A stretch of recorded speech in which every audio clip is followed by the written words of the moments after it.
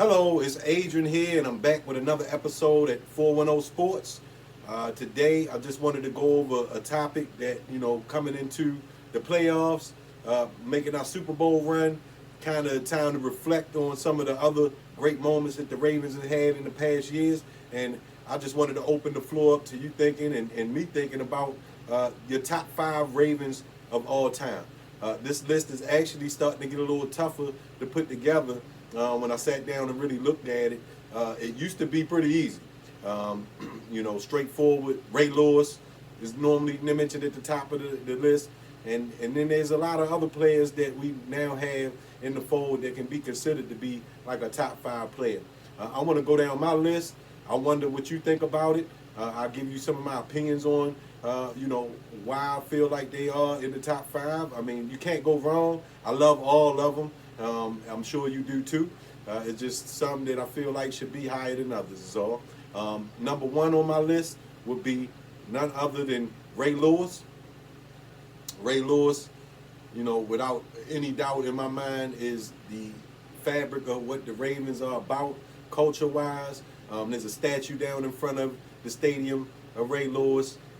I mean, he changed the tone for our franchise pretty much forever. He set the tone of a franchise forever. He was nothing but a warrior on the field. He led us to 2 championships. And, those are both were near and dear to my heart, watching both of those Super Bowl runs, especially the year when he was coming off the injury and he came back and he delivered.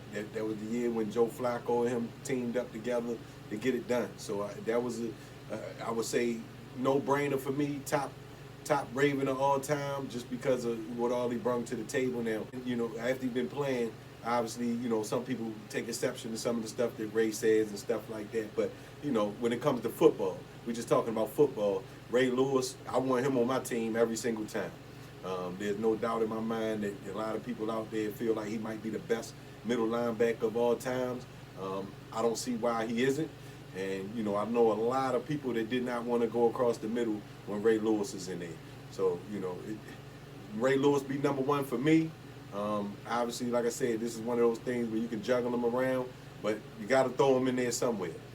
Number two, and, I had to think about this because he's still playing, so it's like, do you throw him on the list? But where he's at right now, and then, being as though we're coming into this MVP race where he should be getting his 3rd MVP, I would say Lamar Jackson definitely be number 2 Raven of all time, even where we sit right now, even without him winning the Super Bowl, just because of what he's been able to accomplish in a short time and how much just attention he's garnered for the city of Baltimore regarding, football.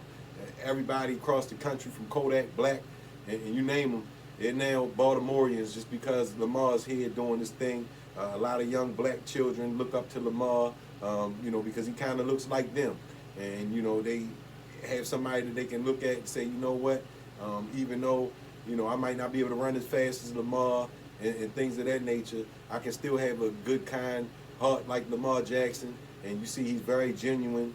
And, he's one of the few people I've seen with that kind of contract, with that kind of money, just stay very humble. I mean, he likes some flashy things, and we all do at times. But Lamar's a very humble person. And, you can see it comes out, and, when he's around people, and his leadership shows the same thing, that, he's down to earth, and people, they gravitate towards Lamar. And, I'm so glad that we took a chance to kind of develop a whole situation around him because, we're reaping the benefits of that now. So, him winning 2 MVPs, he just set the all-time rushing record for quarterbacks. He also set the record for through the season QBR, since they've been kind of coming up with that as a stat there.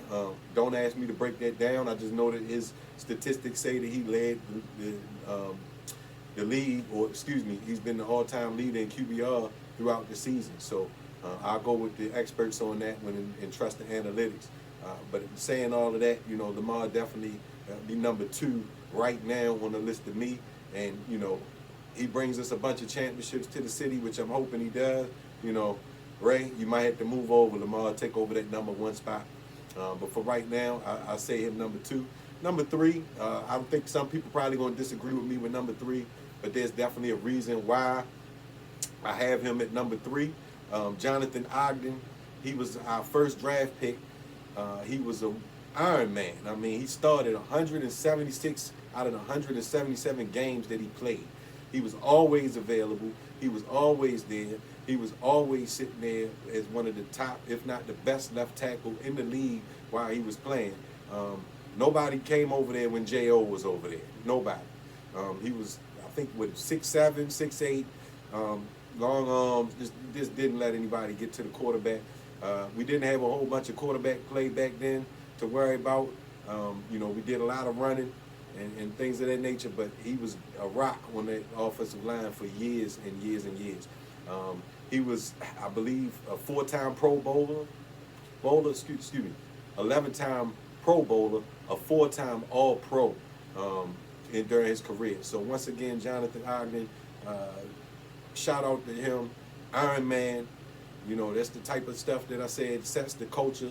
Him and Ray Lewis, they came in the fold with those two rocks in place, one on offense, one on defense. That's the reason why we built the organization that we built to this day, because of those type of players that we brought into the fold that set those standards of what it was going to be like to be a Raven and play like a Raven. Number 4, Ed Reed. You could make a case for him to even bump up 2, 3. Ed Reed covered the field from sideline to sideline. Between him and Ray Lewis, you talk about 2 defensive masterminds that were out there on the field at the same time. We literally won games just off of our defense, and that'd be Ed Reed taking it to the house, Ray Lewis getting the fumble, recovery, whatever. We did it all. When those 2 was on the field, you just knew that there was a chance every single play on defense that something was going to happen. It didn't matter whether they running the ball, throwing the ball. Those 2 were going to be in the mix. They were going to be directing traffic, telling everybody what to do. Ed Reed, through his career, had 534 tackles, 64 interceptions at safety, 64. And these were ball hawking interceptions. Some of these was him coming out of the stands and making the play. I remember a few of them where he just, even Peyton Manning has said, look, man, I tried to throw Ed Reed off with tape through the week and develop the tape, or we did stuff the week before so Ed Reed would watch it and think that this was going to be the way we went. And Ed Reed, he watched the tape, and just him being the defensive mastermind that he was, he knew that Peyton Manning was trying to set him up for the next game. So he actually baited Peyton Manning into doing what he wanted him to do, which think he was going to go for what they originally, were doing the week before. And he switched up, went back, got an interception, had Peyton Manning scratching his head. I remember that conversation, watching that with Peyton Manning, just thinking, that's the type of stuff that I'm talking about, defensive masterminds, playing games with their offense to make them do what you want them to do on the back end. So he was one of the best at that. Moving on, number 5, that's where, it definitely, there's a mixture of people that you can throw in there. For me, I'm going to go with somebody off script here, and he's still playing as well. But to me, you have to put Justin Tucker in there. I know this year it makes you be like, no. We're not going to do that. Justin Tucker has been the best kicker in NFL history throughout his whole career. We're not going to talk about the couple of field goals that he missed this year, whatever. The best of all times. He set the all-time record for distance, 66 yards, all-time record for accuracy. So what else do you want from the man? He's been doing this every single year. He had a couple of bad games. It looks like he's back on track. But I'm here to tell you, I have faith in Justin Tucker. When it comes down to it, if we need him in the playoffs, I'm going to pass the ball right on over to him and tell him to win the game for me. I wouldn't even think about it any other kind of way. He's been there for us since day one.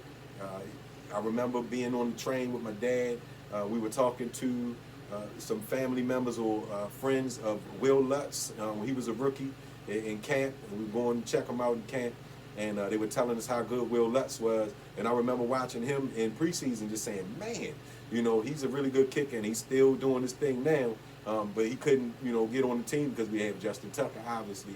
And, the bar is so high for being a kicker here in Baltimore. I don't think that we'll ever see somebody quite like him again. We're going to be counting our blessings that we had him all these years. I think early in the year we realized how much of a blessing it's been to have Justin Tucker over these last few years, to kind of just know that whenever he's in the game, when he's getting a chance to kick the field goal from wherever it's at, it's going to be almost automatic. On the honorable mention side of things, like I said, I know that this list can go a couple different ways. We also have Terrell Suggs, T-Sizzle. I was down there at the stadium when they did the farewell to T-Sizzle. Brought him back in there. That was a really lively time down there at the stadium. T-Sizzle always brought the energy.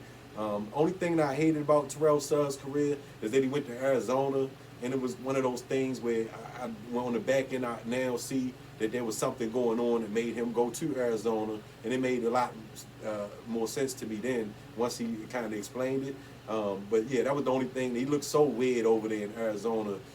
You know, it never sat right for me. I was glad that he was able to, you know, come back and be a Raven on the back end there. Joe Flacco, obviously, you have to throw him in the mix. You know, the Mile High Miracle, I was somewhere watching that, you know, and, you know, so excited to see him throw that pass. And I just remember that run. I remember Joe just, you know, throwing that ball as hard as he could most of the days, taking punishment. You know, he was in the fight with us. Now, Joe, you know, we all know he made some questionable passes at times. He did some questionable things, and he wasn't running too far. He scrambled that little bit here and there, but he wasn't going too far. These were the things that we had to live with Joe. But he was a competitor, and he definitely brung his best most of the time, and he brung us a championship. So there's no beef with him, with me, and I definitely feel like Joe should end up somewhere in the mix, Hall of Fame somewhere, because he did his thing, and you know, there's no doubt about that, and he has a ring. I don't know if he's going to retire this year. I showed you his last touchdown pass with Indianapolis, and if it is his last pass, it was a good one. If it's not, I'm a root for Joe Flacco wherever he lands at next year, if that's the case. Also on this list, Haloti Ngata. You know, running up the middle was never any fun with Haloti sitting up there. Ngata, I remember the man always saying that. Anytime he was sitting there, I loved that. He was a beast. You know, once again, you had all those levels of the defense going at the same time with him on the line, linebacker, safety. That's a lot of action for anybody that had to deal with. So Haloti's on there. Somebody not a lot of people mention, but he was an animal, and I don't know if a lot of the younger people know about him, but I'm going to talk about him a little bit here, and that's Jamal Lewis.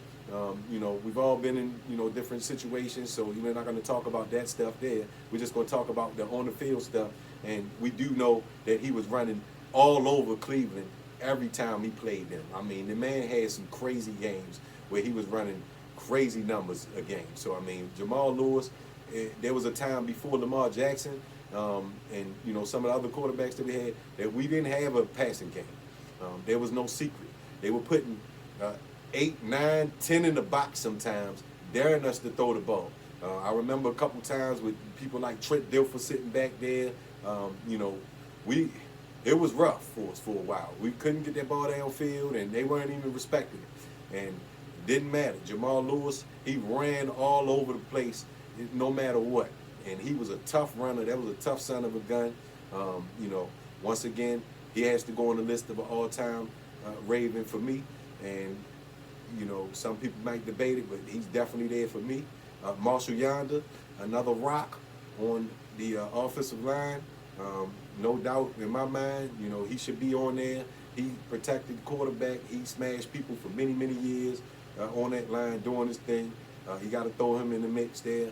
Rod Woodson is somebody that is old school name, not a lot of people mention, but he was definitely in the secondary, smacking people around, bringing that Raven feel to the game. So these are just some of the people that I feel like could be on the list. There's some more that could be on the list, sure. A couple more that I can think of probably can be on the list, but these were kind of the top ones. So once again, I sum up my top 5 for you, and I love to hear your thoughts on it. If you like this, once again, I need you to like, subscribe. Once again, my top 5 list is Ray Lewis, number 1, Lamar Jackson, number 2, Jonathan Ogden, number 3, Ed Reed, number 4, and Justin Tucker, number 5.